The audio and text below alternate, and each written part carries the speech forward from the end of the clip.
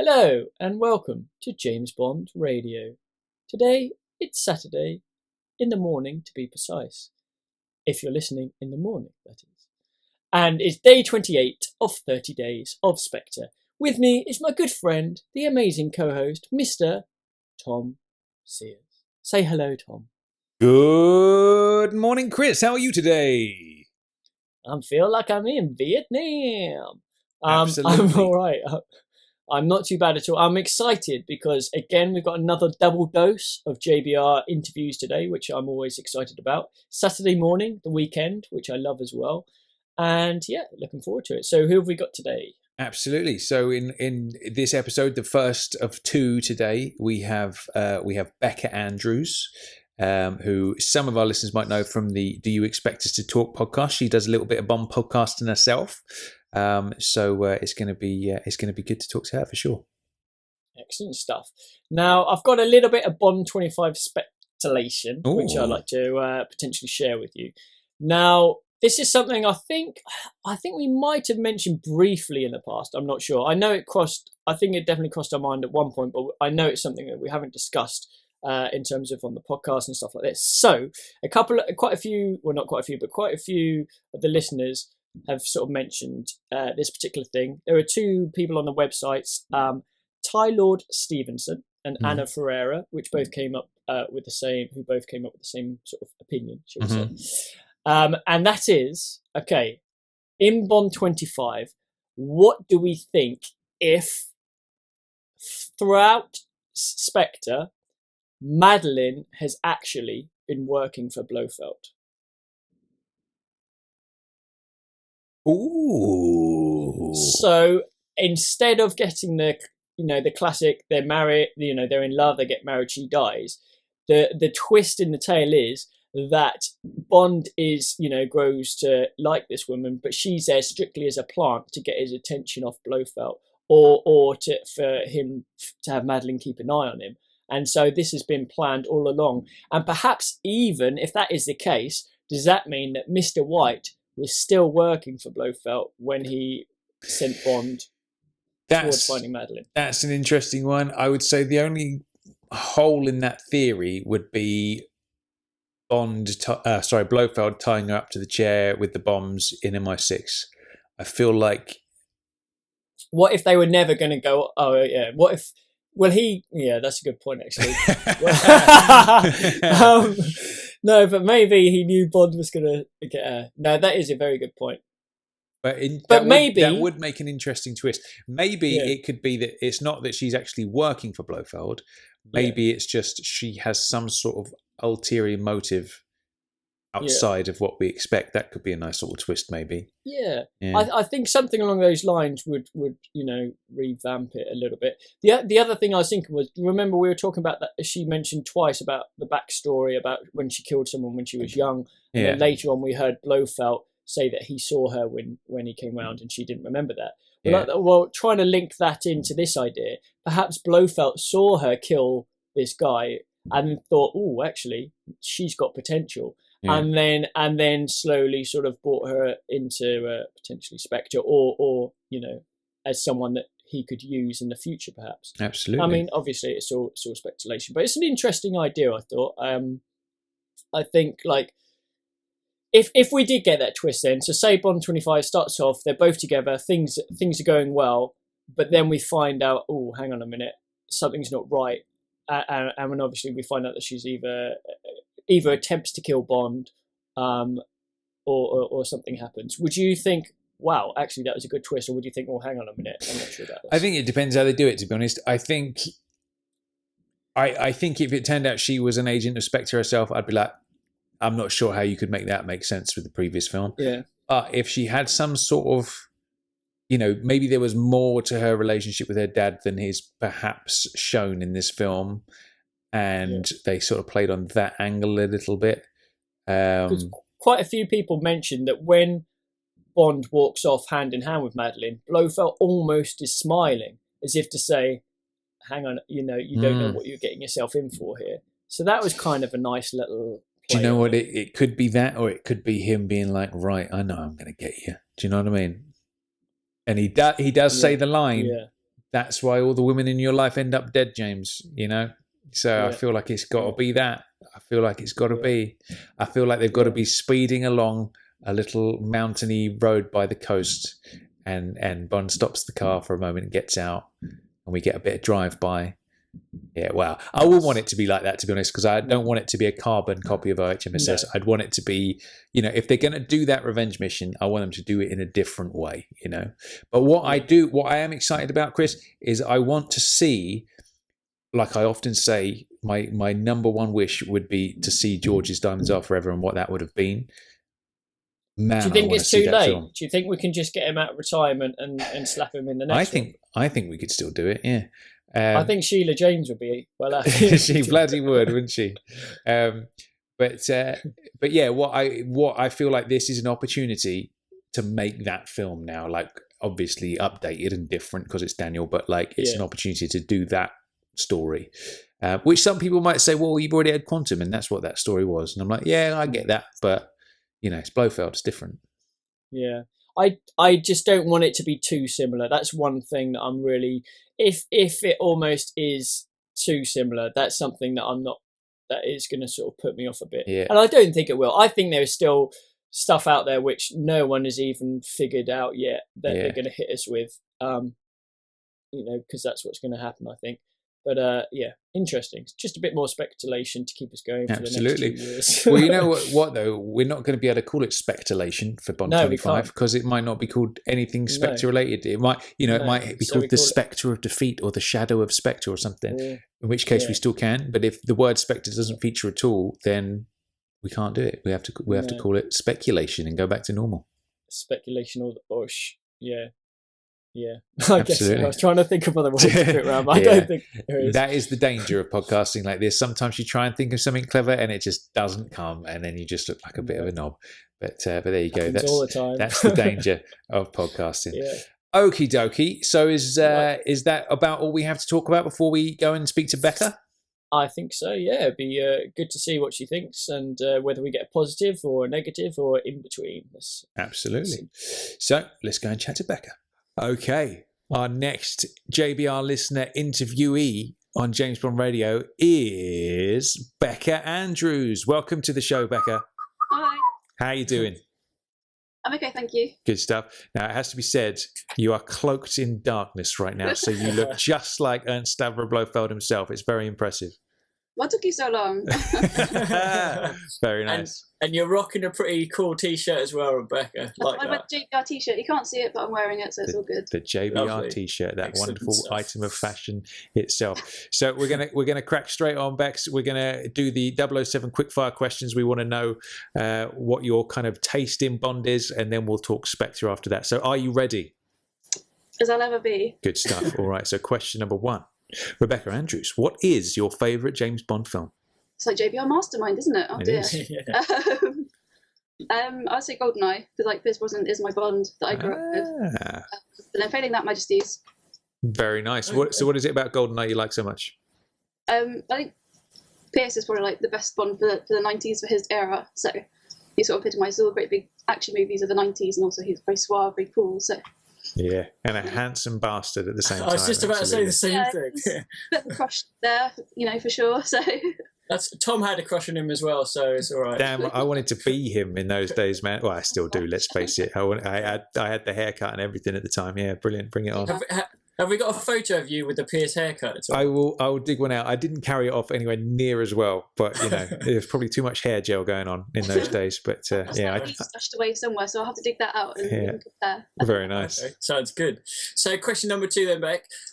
What is your favourite James Bond book?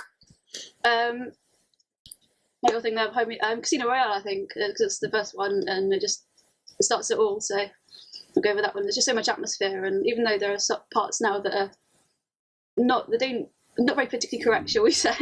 Yeah. So you read it back now, it's slightly cringeworthy, but classic Fleming all the way. Yeah, absolutely. I think that's one of those things. I think it sort of goes without saying that, doesn't it? It's like you read classic Fleming, and there are things you're just like, ooh, when you read it, but you just got to take it as a product of its time, I guess, and overlook those things, I suppose. Next question number 3. Who is your favourite Bond girl? Ooh, I can't remember what I wrote down. I have to consult my list. Had to prep. Like Spy is one of my favourite movies. So Triple X. I mean, she's basically the same as Bond, but for the other side. Absolutely. She kicks ass. So all the way. That is a good one. They're very much kind of level pegging throughout that film, aren't they? Like one-upping each other all the time and all that kind of stuff, which is nice. Yeah, they try and one-up each other, so definitely. Yeah. I love that bit when they're in the pyramid sort of base where obviously M's there and General, you know his name. Go, yeah. Are both there, and then they're talking about, M tells Bond, "Oh, well done, James, for getting." What does he say? He said it's in Corsica, I believe. And then she says, "Actually, sir, it is in Sardinia." And then you just see Go giving him a nice smile. I love that bit. It's so good. It's brilliant, isn't it? It's like trying to bust each other throughout the film. Really classic. Yeah, excellent stuff. Okay, then, question number 4. Who would you say is your favourite Bond villain? Oh, there are so many. It's got to be Zorin, I think, because he's just a nut job. Absolutely crazy. And Christopher Walken is like the most memorable performance, in the Bond film. So very nice. I think that's the third or fourth one we've had for Zorin, isn't it? Yeah. If in doubt, Blofeld, he always pops up and causes havoc. So good stuff. Next question, the ultimate question: who is your favourite James Bond actor? Oh, Pierce for sure. Yeah. But then Rog, love a bit of Rog. Nice. So you're more of a fan of the smooth and charming fellas rather than the kind of dark and gritty ones. That's it. I mean, I remember listening to Mark O'Connor saying the best Bond is whoever we have now. Yeah. Daniel Craig definitely, but yeah, kind of he's a gentleman spy at the end of the day. So I think the better. Yeah. Pierce and Roger are very gentlemanly. Absolutely. They are. It is funny how sometimes you can sort of class some of the Bond actors together. You definitely put Pierce and Rog together. In terms of the other 4, what would you say? Would you say Craig and Timmy for the dark, and maybe Sean and George, or I don't know? Pretty as well. But I mean, I think it's some people quite readily dismiss Pierce, but I think kind of you can lump them all together. Yeah. Very excellent. Nice. So, this is going to be a quite tricky one. Oh, no. Now, what would you say is your favourite scene in the whole series? Oh God, one thing springs to mind is obviously the ski jump from Spy Love Me. That was just epic.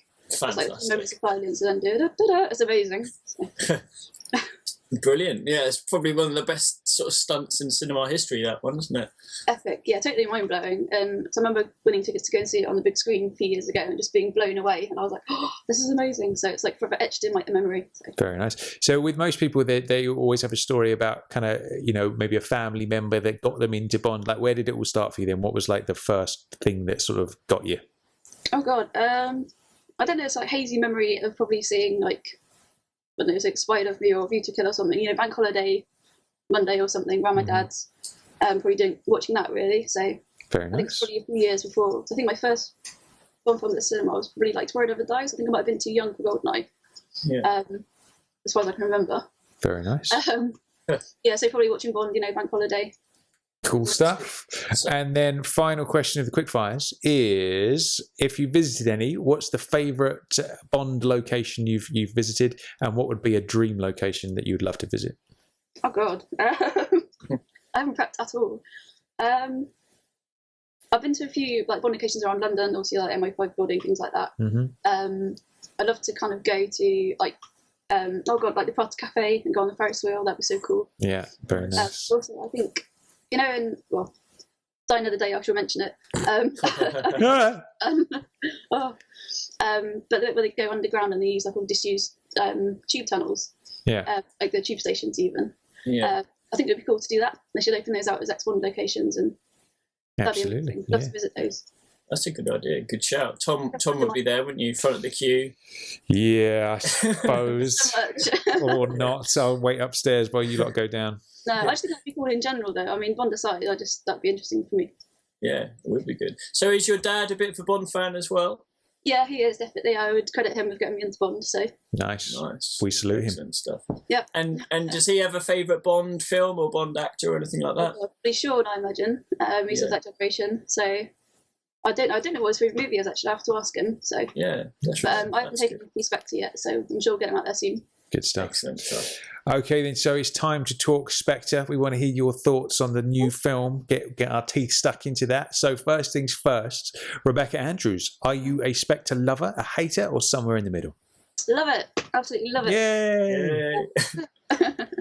So what is it about Spectre that you like so much? Give us your sort of general thoughts on the movie. Oh God. Well, first of all, it's a complete tonal shift from all the films that Craig have done before. And we've got so many, we see so many classic Bond moments. Again, it kind of hits those beats, and it's just a complete. I can't even describe. It's so refreshingly different after Skyfall, which was very heavy, very weighty, lots of bringing up Bond's past, and it's so much lighter in tone as well. I mean, it's the longest Bond film, but you don't. To me, I didn't notice it. I've seen it 5 times now. I haven't noticed it at all. It just zips by, and it's a pure pleasure to watch. Do you know what? That's exactly how I feel about it. Like every time I've gone to see it, I remember I went to see Skyfall 5 times in the cinema while I was going, and by viewing 3, by sort of the middle of the film, I did notice my attention would start to wander a little bit. I'd probably get my phone out and have a little check of the text and things like that. You're one of those people, aren't you, Tom? Yeah, well, one of those people. Do you know what, though? I'm very considerate. I always hide it within my coat and cup it in my hand so nobody gets any glare. So I'm very considerate of it. They'd just be looking at you thinking, what's that strange guy doing with like a glowing chin? Yeah, absolutely. But just make sure you don't get Mark Kermode or Simon. What's his name? Simon on, because I'll be like, right, code of conduct, out you get. Absolutely. Yeah. But yeah, in my 5 viewings of Spectre so far, I haven't done that once. So that's definitely a good sign for sure. No. So, question 2 in regards to Spectre: where was your first viewing, and what was the whole experience like? And was there a buzz about it? Premiere. That was pretty big. But yeah, apart from that, it was amazing. I remember bumping into you on the red carpet and saying hello. Absolutely. You're in my tuxedo, Tom. Yeah. So, you're looking pretty handsome as well. So. Oh, thank you very much. What was that experience like for you then? So going onto the red carpet, tell the people what that feels like. It was immense. Oh my life. So I remember going along to the Skyfall one. Just literally one day after work, my friend was sort of down there. I said, "Oh, come along, by the red carpet." So that was amazing, just to be like on the other side of the railings with the punters, and to meet Chris Corboard randomly getting his autograph, and now to be on the other side on the red carpet for Spectre was just immense. Dream come true. Did you manage to blag photographs of any of the stars? Tried to get a side one of a few people. Yeah. We were ushered on by the security people. I didn't lurk around as much as you guys did. So yeah. I did move along. So there's a lot of tactics to be involved on the red carpet. We figured out, and obviously we had a bit of a help with that. But the longer you can linger, the more you can pretend you're taking photos or on your phone, or even just slightly move to the side so you're not in the centre of things. There's little tricks of the trade, I think, which we can utilise if we're at the next one, perhaps. Yeah, I'll definitely give it a go for the next time. I mean, I just remember kind of walking onto the red carpet, and we had Dame Shirley Bassey behind us randomly. Very nice. And I think it's all like other people like Dr. Christian Jessen, Gok Wan, people like that. Nice. And it was just an amazing experience. And they were watching one of the sort of early morning breakfast programs. And my friend who I went with kind of managed to get on. He was kind of in the background, so you could see him. Nice. Excellent. Cool. So how did you manage to get the tickets then? Were you just one of the lucky ones with that lottery thing, or? Yeah, a friend that I went with, we both got in for 4 tickets. Nice. I got lucky, he got 2, so. Beautiful. Excellent. Good stuff. Excellent stuff. So what was your feeling like actually inside the Albert Hall? The atmosphere there and seeing the film, what did you think of all that? It was really electric. I think a lot of I remember just coming out of the film and not being able to process it, just because there's so much going on. And then I remember kind of seeing my first time I saw it, like outside of the, and I could understand it a lot more, if that makes sense. But yeah, it's a really electric atmosphere, and just everyone was just so excited, and just everybody cheering at certain points of the film, and it was amazing. Yeah, very nice, good stuff. So what would you say is your favourite part of the film then? Oh God, so many. I think I like that. Well, the train fight is amazing. It's my favourite pieces, even though one gets a living kicked out of it. But yeah, that's one of my favourite scenes. I think seeing Bond on a train again is just like, yes. Yeah. That is definitely a standout scene, isn't it? That fight for sure. I think for me, I've said it often that pre-title sequence blows me away every time. Oh yeah, that's another one of my favourites. It's amazing, but the train fight just but that's it. Yeah, no, I was going to say the pre-title sequence blows me away, but that train fight is such a brilliant sequence. That I feel like they're almost level pegging for me at the moment. Those two scenes. Yeah, they're very well. You feel every punch and every sort of smash and every little bit of action in that scene. You just feel, don't you? It's incredibly hard hitting, but it's brilliant. A single punch, you just feel like you're taking them yourself. It's like, what? You know? Yeah. So obviously, like, you're a massive fan of Spectre, which is great. Was there anything now looking back onto it that you perhaps weren't sure about, or that you might change, or anything like that, or are you completely happy with it all? I kind of it ended twice for me. It had two endings, and I kind of think chop the other one off. It's nice that he sails up into the sunset with Madeline, but I chopped that bit off, a bit extraneous for me. So chop off the DB5 bit, or just literally that bit. Maybe when after arrest Blofeld. If you've not seen it now, go and see it now. I'm not calling him that by now. Good stuff. What were your thoughts on the whole Oberhauser Blofeld link in the backstory? Were you a fan of that? Would you not like it? Because that's the big thing for most people that they don't like so much. So what were your thoughts? I saw it coming. It's like the worst kept secret in cinema history. So it's just like, as soon as it was like, no, my character's Oberhauser, blah blah blah. I thought, yeah, whatever.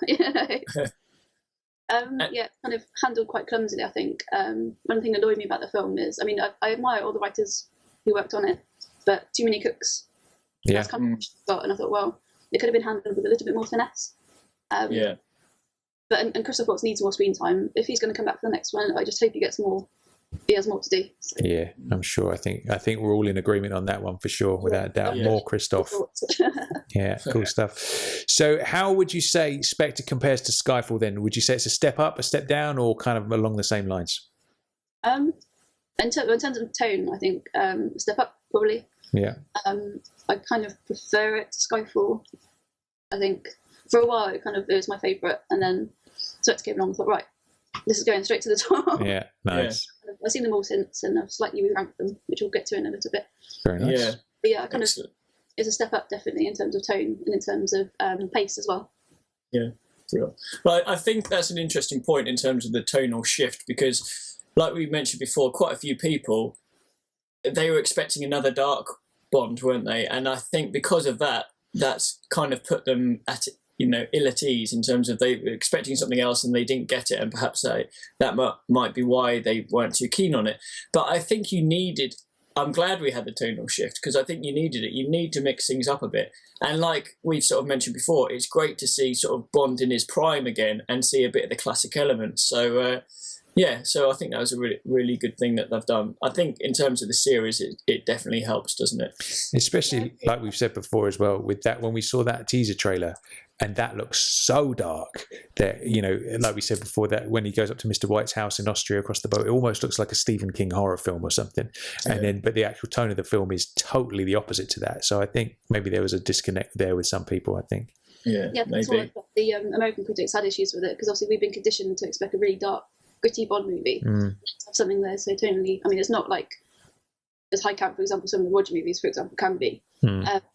But still, you've got where he lands on a couch, and you've got sort of, he makes more jokes, and that sort of thing as well. But I think, we've been conditioned to expect a certain type of film from the Daniel Craig series, and for this we got something completely different, which, change could be a good thing. So yeah, no, definitely, without a doubt. So whereabouts would you rank sort of Spectre amongst the Daniel Craig Bonds so far?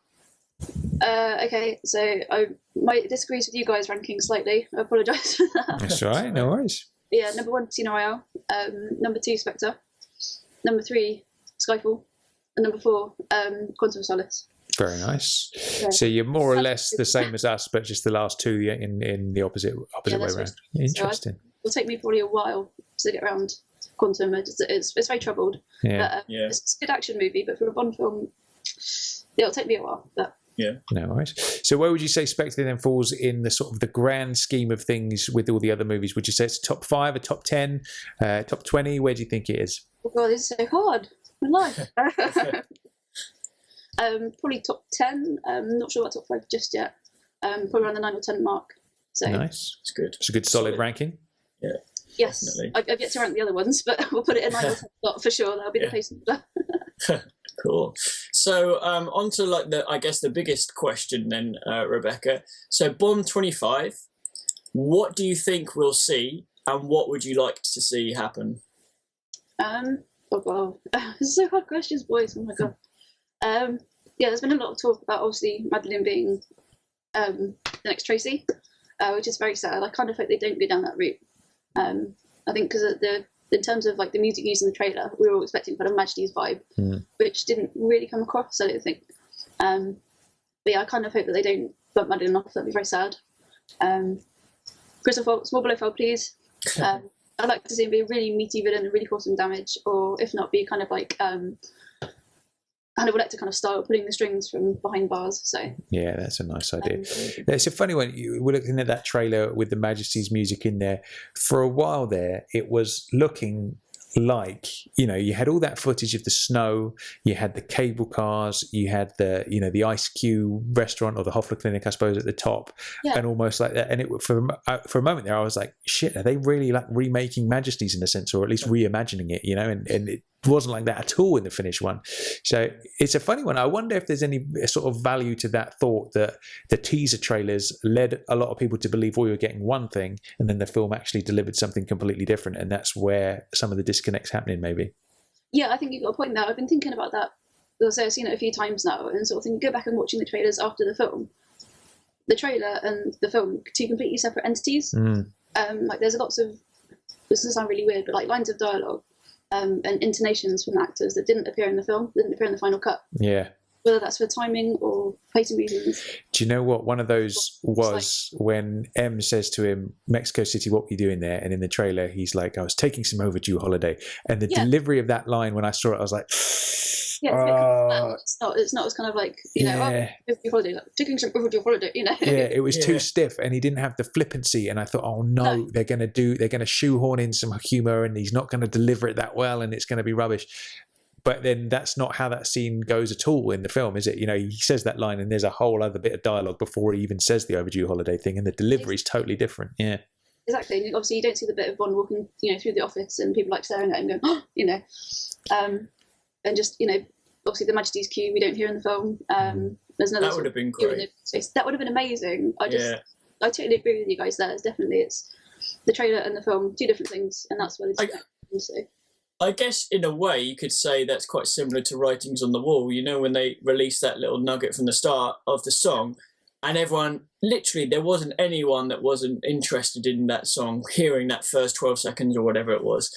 And then the beast that we got afterwards was just, quite a big shift from that first part of the song, isn't it? So I guess in a way, that's right, yeah. So I guess in a way the trailer was a little bit different to the end film. The song sort of teaser was different to the end song in a way as well. So I don't know. See, that's interesting. Do you think they do that on purpose, or do you think, why do you think there's such a difference between sort of the trailer and the finished film?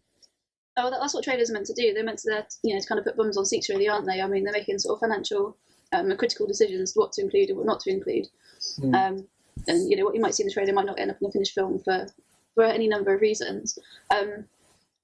But yeah, I don't know on this occasion, because we kind of promised so many things in that trailer that just didn't perhaps materialise in the film. Didn't spoil my enjoyment of it, but it seems to have upset so many fans.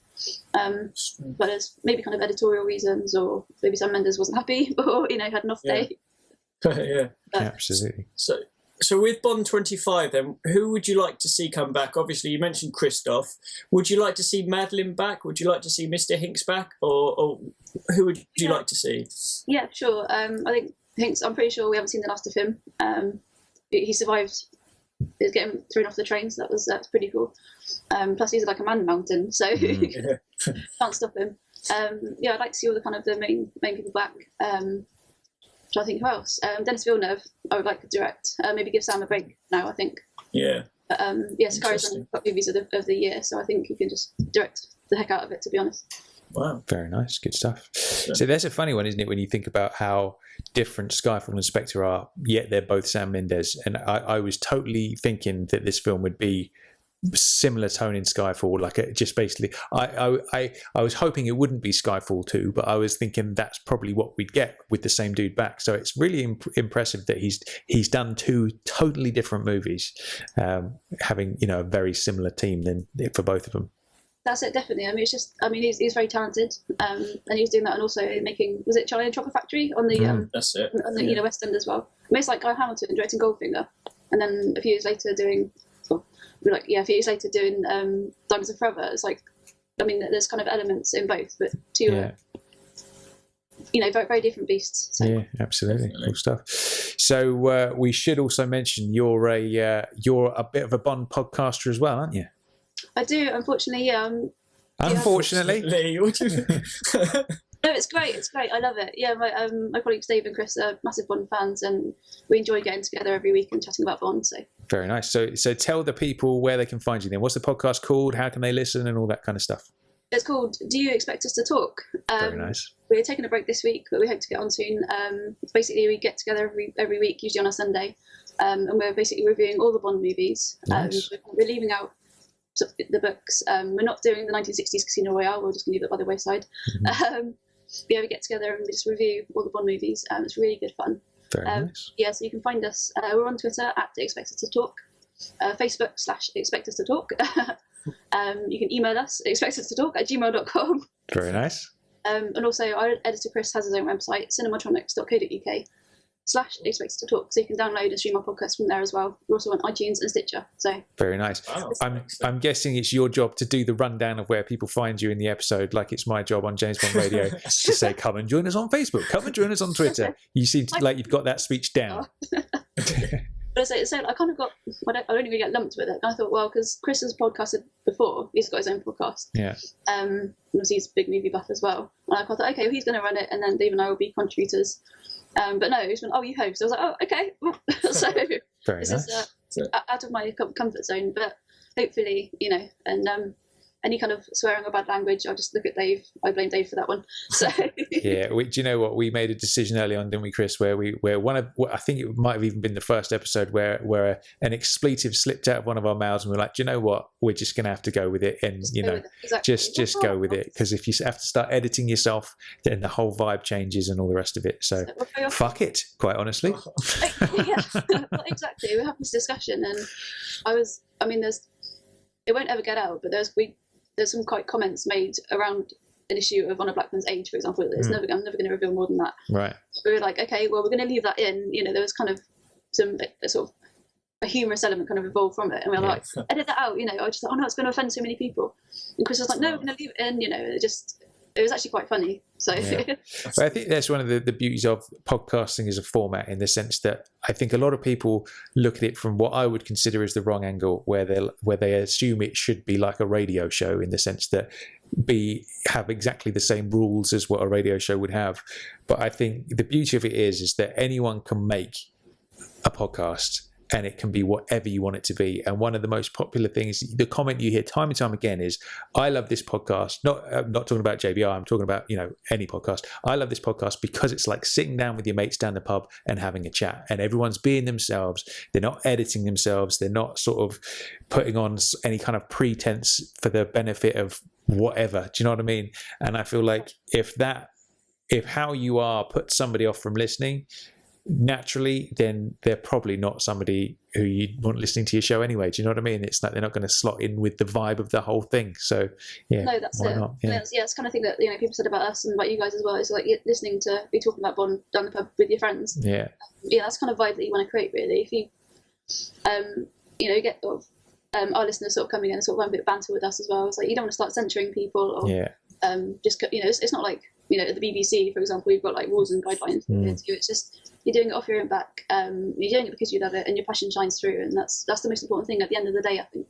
Yeah, absolutely. So which Bond film are you up to at the moment, then, Rebecca? We're up to Let Me Let Die. We're doing Golden Gun. Let me check our list. Probably next week now, I think. Excellent. Very nice. Obviously, we've got full-time jobs as well, and Chris are editors. he's going back to uni. He's studying to be a nurse, so got a lot on his plate, so that's pretty cool. But Very nice. yes, we've done. Yeah, Golden Gun hopefully be coming soon. Cool. Excellent stuff. We'll look forward to it. Cool. I did actually have a listen to the very first episode you guys did.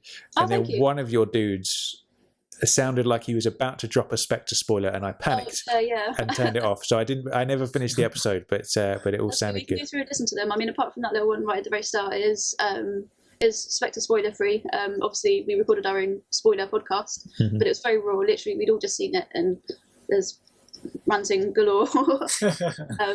Yeah, no, you can go. I mean, we won't actually cover Spectre now until the home release, until it comes out on DVD and Blu-ray. Oh, nice. So all the subsequent podcasts, they just mention the film that we're reviewing that week. So yeah, I like the way you said studying there, because it kind of is, isn't it? It's like it really is when you go through these movies and talk about them.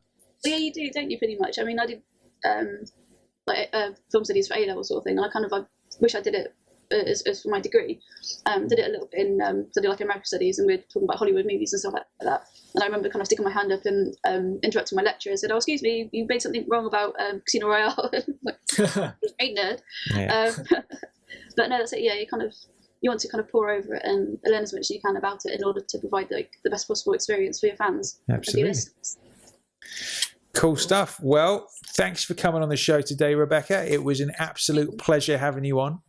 And yeah, it was good to bump into you onto the red carpet as well. That was a fun time, and I'm sure we'll speak to you again soon, no doubt. And the on the tracks of the 007 event, lovely to have a catch up there. That was a good night as well. Enjoyed that. That was really good. Yeah, definitely. We'll have to see QB Music again this evening, so looking forward to that too.